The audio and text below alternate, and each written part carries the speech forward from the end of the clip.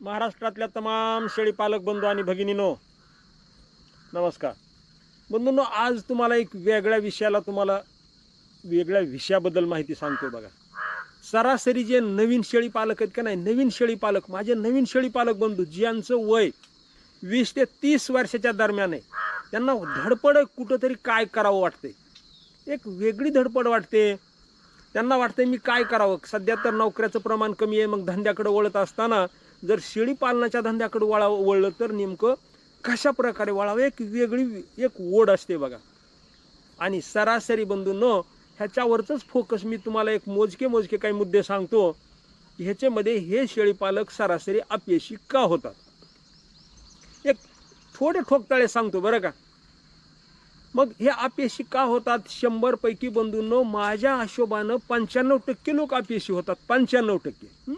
फक्त 5% लोक सक्सेस होतात. मग हे सक्सेस कशामुळे होतात, अपयश कशामुळे होतात, ह्याची एक त्रोटक माहिती सांगतो बंधूंनो. कृपा करून व्हिडिओ जरी लांब झाला ना, तर कृपया करून बंधूंनो व्हिडिओला स्किप करू नका. आवडला तरच लाईक करा.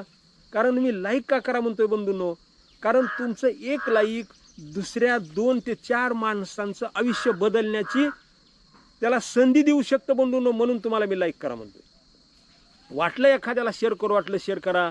कारण आणि नवीन असाल ना तर बंधूंनो, चॅनलला माझ्या सबस्क्राईब करा. माझं फेसबुक पेज पण आहे, त्याला पण फॉलो करा. अनेक मार्गातून मी तरुणांना जागा करण्याचं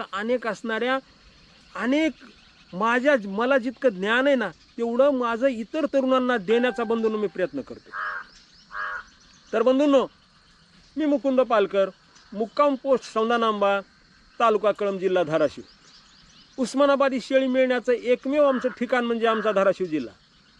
बंधूंनो, सरासरी बघा, तरुण सरासरी 100% पैकी 95% अपयशी का होतात, ह्याचं मुख्य कारण सांगतो. एकतर त्यांना यूट्यूबवर अनागोंदी असणारे व्हिडिओ ते बघण्याची सवय. अनागोंदी म्हणायची त्याला. म्हणजे काय असतंय, एक शेळीपासून 2 लाख कमवा, एक शेळीपासून इतके कमवले तितके कमवले, जी काही फाकंड गप्पा मारलेल्या असतात. सगळेच यूट्यूबवर मारतात असं नाहीये बंधूंनो, पण काही लोक बरगळल्यासारख्या गप्पा मारतात आणि त्या गप्पांना भुरळून हे काय करतंय, क्वालिटी न करता क्वांटिटी वाढवण्याचा प्रयत्न करते. कारण त्याच्यात सांगितलेलं असतं एका शेळीला 50 लाख मी कमवले. कसे कमवले, काय कमवले, ह्याचं काही सांगितलेलं नसते, पण ते नेमकं त्यालाच पकडतंय आणि शेळ्यामधली क्वालिटी न घेता ते क्वांटिटी जमा करते. पहिली चूक करते की क्वालिटी न करता क्वांटिटी जमा करते आणि त्या क्वांटिटीवर अगोदरच हिशोब करते. मग अगोदरच हिशोब करत असताना बंधूंनो, त्याच्यामध्ये पुन्हा ते दुसरी चूक अशी त्या बंधूकडून होते की त्या शेळ्यांचं प्रॉपर नॉलेज त्याला नसते. प्रॉपर नॉलेजचा 100% अभाव. आता माझ्या ग्रुपवर मी बऱ्याच ठिकाणी थोडं ऑब्झर्व केलंय.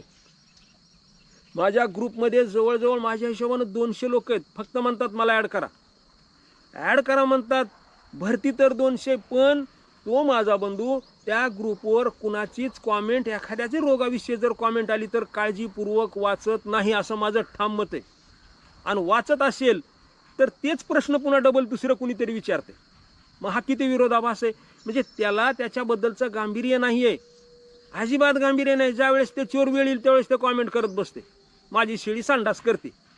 पण ज्यावेळेस तोच प्रसंग जर दुसऱ्या एखाद्या शेळी पालक बंधूवर जर ओढावला असेल आणि त्या जर बंधूनं जर प्रश्न विचारला असेल, त्याच्यावर उत्तर काय मिळतंय, ते काय करतंय, ह्याचा कुणालाच देणं घेणं नाहीये. दुसऱ्याबद्दलचं कुणालाच देणं घेणं नाही. त्याला वाटतं माझ्यावर ज्यावेळेस येईल ना त्यावेळेस मला सांगते ना कुणीतरी. आणि सगळ्यात बंधूनं हे मोठी चूक आहे. आपल्यातला जो अहमपणा, जर आपलं ज्ञान जर दुसऱ्याला वाटलं ना बंधूंनो, 100% आपलं चांगलं होण्यासाठी सुरुवात होते. पण इथं नेमकं उलटं आहे. बऱ्याच शेळी पालक बंधूला असं वाटतं की फक्त माझं चांगलं व्हावं, दुसऱ्याचं अजिबात नाहीये. दुसऱ्याच्या शेळ्या मेल्यानंतर, दुसऱ्याचे पिल्ले मेल्यानंतर बऱ्याच शेळी पालकाला आपल्याला आनंद वाटते. आणि सगळ्यात मोठी घोडचूक आहे, कधीही बंधूंनो, आपला जर शेळीपालन जर पुढं न्यायचं असेल तर दुसऱ्याचं सुद्धा शेळीपालनाविषयी आपल्याला आपुलकी पाहिजे, त्याच्याबद्दलचं प्रेम पाहिजे, त्याच्याबद्दलची सहानुभूती पाहिजे. त्यावेळेस आपलं वर जाण्यासाठी सुरुवात होईल. वर जाणार नाहीये तेवढ्या लवकर. मग हे का सांगतोय मी, बऱ्याच शेळीपालकांना प्रॉपर ज्ञान कुठलंच नाही आणि घ्यायची आवड बी नाही आहे. विनाकारण दुसरंच यूट्यूबवर दुसऱ्याच भखंड गप्पा ऐकतील, बघतील, पण जे आपण जे धंदा करतो ना, प्रॉपर जो धंदा करतो त्याबद्दलचा रोग कुठला आहे, त्याबद्दलचं लसीकरण कुठलं आहे, त्याबद्दलचं वेगवेगळ्या योजना कुठल्या आहेत, त्याच्याबद्दलचं जुगाड कुणी काय केलं आहे, त्याला खुराक कुठला देते, ह्याच्यावर सरासरी बंधूंनो 50% लोक हे बघत नाही आहेत आणि नेमकं तिथंच चुकते. हां, मग जे समजा 40-50च्या पुढं ओलांडलंय ना, त्यांना थोडा पेशन्स आहे, मग ते ह्याच्यामध्ये थोडं तग धरू नयेत. पण नवतरुण बंधूंना माझी एक कळकळीची विनंती, ह्याच्यामध्ये पेशन्स महत्त्वाचा आहे. पेशन्स इतका महत्त्वाचा आहे की हायजॅक होऊन काम करणं फार चुकीचं ठरते. एकदा जर तुम्ही एखाद्या रोगाविषयी जर माहिती एखाद्याकडून घेतली ना, ती रोग तुमच्या माइंडमध्ये फिट बसला पाहिजे, त्याचा एक तुम्ही अभ्यासक्रमच तयार केला पाहिजे. नाहीतर तीच गोष्ट पुन्हा एक बंधू व्हॉट्सअप ग्रुपवर एका रोगावर चारदा विचारते. मग त्यांना विचारल्यानंतर आपण जर ते नोट करून ठेवलं तर ते आपल्यावर ज्यावेळेस प्रसंग ओढावेल त्यावेळेस आपल्याला कोणाला विचारायची गरज नाही ना.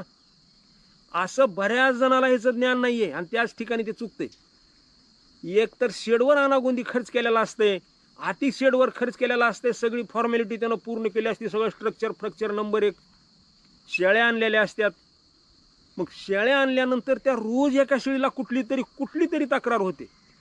आणि दुसरी पुन्हा चूक सांगतो, दुसरी चूक ते काय होते, समजा एखाद्या शेळीला ताप आलाय, ताबडतोब जर इलाज केला ना काहीच होत नाही, ते त्याची वाट बघतं हे मनानं राहील का नाही.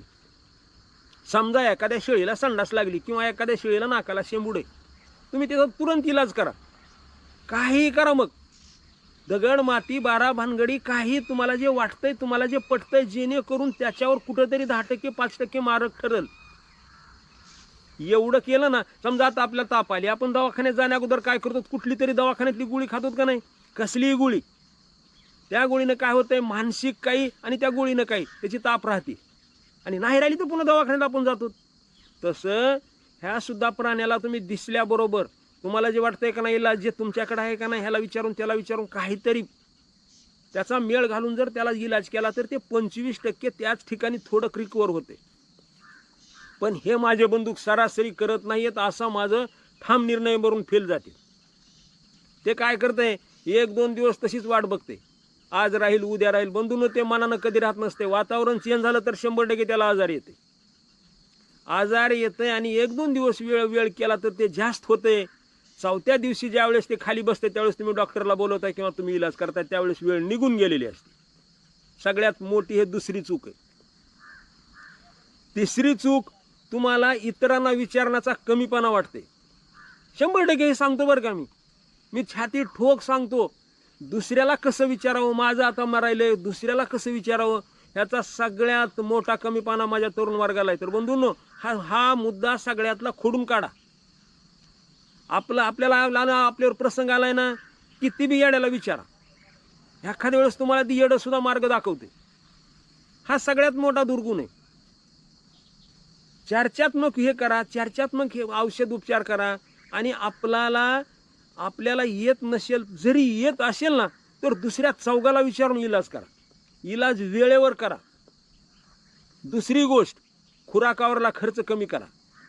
खुराकावर 100% खर्च कमी करायचा. जेवढा खुराक कमीत कमी होईल, आपल्याला कळतं आपल्या शेळ्या तयार व्हायल्यात का नाही व्हायल्यात. उगं काहीतरी कोणी सांगतंय म्हणून उगं ढिगारावर त्याला काही खाऊ घालत बसायची गरज नाही, किंवा उगच कुठले औषध आणून पाजायचे नाही. तर ते औषधं पाजण्याने शेळी काही 2 दिवसात 100 किलोची होत नाही. जे वाढायचं त्याच पद्धतीने वाढते. फक्त तुम्हाला कळलं पाहिजे शेळीचा का काय आहे, शेळी थोडी तयार आहे, तिचं पोट भरलेलं वाटतंय आहे. ह्या रोटी आणि पेशन्स ठेवा. 1-2-3 वर्ष जर पेशन्सनं तुम्ही काम केलं ना, थोडं तुमच्यामध्ये सहनशीलता ठेवा. 2 ते 3 वर्ष तुम्ही तागलात नाही ह्याच्यामध्ये, पुन्हा तुम्हाला कुणीच रिवर्स करू शकत नाही, कुणीच. पण हे तयार होत असताना सगळ्या बाजू सोबत घेऊन चला, सगळ्या बाजूचं ज्ञान घेत चला. स्वतःला कमी जरी येत नसलं तरी दुसऱ्याकडून ते ज्ञान अवगत करा. पण एकदा तुमच्याकडे ज्ञान अवगत झालं की ते विसरू नका. त्याच्यावर रिपीट थोडा अभ्यास करा. तुम्हाला वर जगायचं असेल किंवा वर जायचं असेल तर. नाहीतर उगच काहीतरी आणल्यात शेळ्या, 10 शेळ्या टाकल्यात, हागत्यात किती, त्याला शेंबडं किती, कुठलेला ताप येतंय, काय येतंय, सरासरी एवढं जर दुर्लक्षित केलं ना, तुम्ही 100% तोट्यात जाणार. पण वेळच्या वेळेला लक्ष दिलं, ज्या वेळेसची त्यावेळेस तुम्ही जर इलाज केला, इतरांना विचारून इलाज केला किंवा इतर काही माझ्या बंधूचा थोडी मदत घेऊन केला, आपलं ज्ञान लोकांना सांगितलं. माझ्या ग्रुपवर सुद्धा काही बरेच बंधू आहेत असे थोडे स्वतःला अतिशहाणं समजून एखाद्यानं जरी एखादा प्रश्न टाकला तर उत्तर स्वतः येत नाहीत, ते लाईव्ह जरी असलं तरी त्याला वाटतं मी काय म्हणून सांगू. हे सगळ्यात मोठी चूक आहे बंधूंनो. आपल्यातलं ज्ञान जर लोकांना सांगितलं ना, आपल्या ज्ञानामध्ये 100% वाढ होते. पण हा न्यूनगंड बऱ्याच असणाऱ्या ह्याच्यामध्ये बऱ्याच जणांना वाटते त्याचं मेलंय ना, आपलं तर मेलं नाही, काय करायचंय. बंधूंनो, ती वेळ आपल्यावर सुद्धा येते. हे कधीच करायचं नाहीये. मी बघा माझ्या गावामध्ये एखाद्या माझ्या बंधूवर जर वेळ आली तर मी धावून जातो त्या ठिकाणी.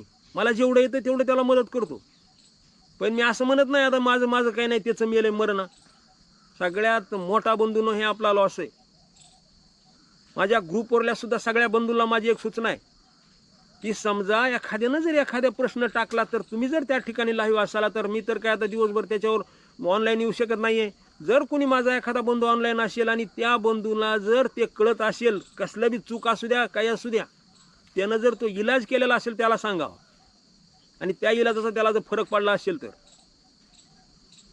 पुन्हा समजा एखाद्या वेळेस एखाद्या बंधूला जर त्या रोगाची गरज सुद्धा नाहीये पण तो इलाज त्याच्यावर आलाय, तो लिहून ठेवावा. नाहीतर ते काय करते, आपल्याकडे रोगच नाही कशाला लिहून ठेवायचं, ते गप्प बसते आणि पुन्हा रोग आल्यानंतर पुन्हा ते दाटन करते. तर हे न करता दुसऱ्याचा जरी एखादा इलाज असेल तर लिहून ठेवा ना. यानं काय केलंय बाबा, नेमकं ह्यानं इलाज कुठला केलाय, गावठी कुठला केलाय, औषधी इलाज कुठला केलाय, ह्याचा उपयोग तुम्हाला 100% भविष्यामध्ये होणार आहे.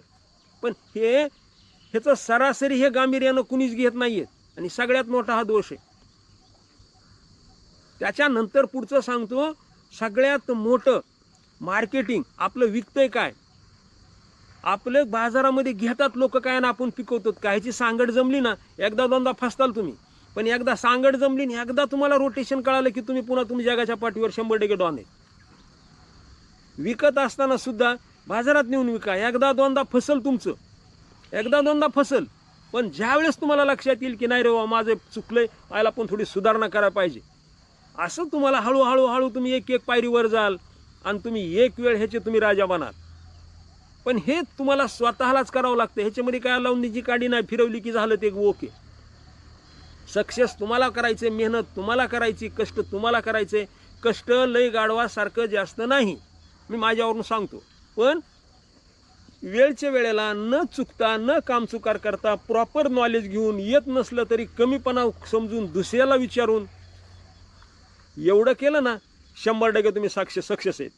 पण ह्याच्यामध्ये जर थोडं एखाद दुसरी जी बाजू तुम्ही जर हे झाली, तुमच्याकडं पैसा असून उपयोग नाही, तुमच्याकडं डोकं पाहिजे.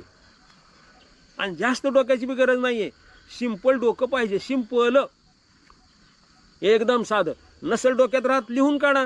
एखाद्याने इलाज सांगितला एका डायरीत, आपल्या हे डायरीशी ठेवा, ह्याच्यामध्ये लिहून काढा. किंवा मोबाईलमध्ये एक नोटपॅड म्हणून एक हे असतं बघा, त्याच्यामध्ये लिहून ठेवा कशाला काय करायचे. एवढं जर केलं आणि चिल्लर जे फर्स्ट एड आहे तुमच्या शेडवर ठेवा. सगळंच औषध दुकान ठेवा म्हणत नाहीये मी, जेवढं मोजकं लागते आणून ठेवा, काही सुद्धा होत नाही. 100% सांगतो मी. एवढं जर तुम्ही एवढ्या नॉलेजनं जर चाललात नाही, त्रोटक असणाऱ्या ह्या बाजू धरून, आता गंभीर बाजूला तर समजा डॉक्टर आहेत, समजा कुणी आहे, पण चिल्लर बाबीला जर ह्या त्रोटक जर बाजू जर तुम्ही जर ठेवून जर खंबीर झालात, शेळीपालन 100% सक्सेस आहे. आणि उगाच काहीतरी करायचंय म्हणून कराल 100% फेल आहे. तर माझ्या 9 तरुण बंधूंना हे आवर्जून मी सांगतोय, एकच करा. मी म्हणतोय ह्या मार्गाचा अवलंब करा, तुम्ही फेल जाणार नाहीत. तर बंधूंनो, यापेक्षाही वेगळं तुम्हाला काय अडचण वाटली, कारण असं जर जास्त बोलत गेलं तर दिवसभर तुम्हाला पुरणार नाहीये. तर वेगळं काही वाटलं तर मला कॉमेंट बॉक्समध्ये जरूर सांगा, मी तुम्हाला त्याचं उत्तर दिल्याशिवाय राहणार नाहीये. तर बंधूंनो, भेटू नंतर पुढच्या व्हिडिओमध्ये भेटू. तर ह्या ठिकाणी येथेच थांबतो. तोपर्यंत जय हिंद.